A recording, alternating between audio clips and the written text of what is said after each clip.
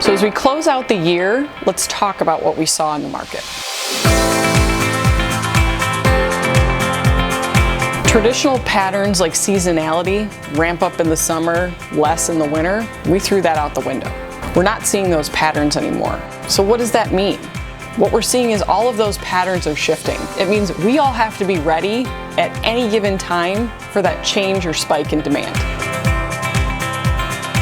So the second thing we saw is interest rates started to go down. And the thing you would expect is mortgage rates would follow. They didn't.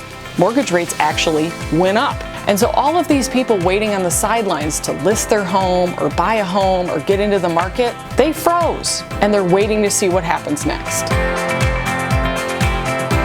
So while I'd love to tell you that the last 4 years of choppiness are going to stop next year, it may not. But what we can tell you is that the long-term fundamentals of our industry, residential housing, is strong. When we look at population growth, household formations, the number of people that want to get into homes, that demand is there.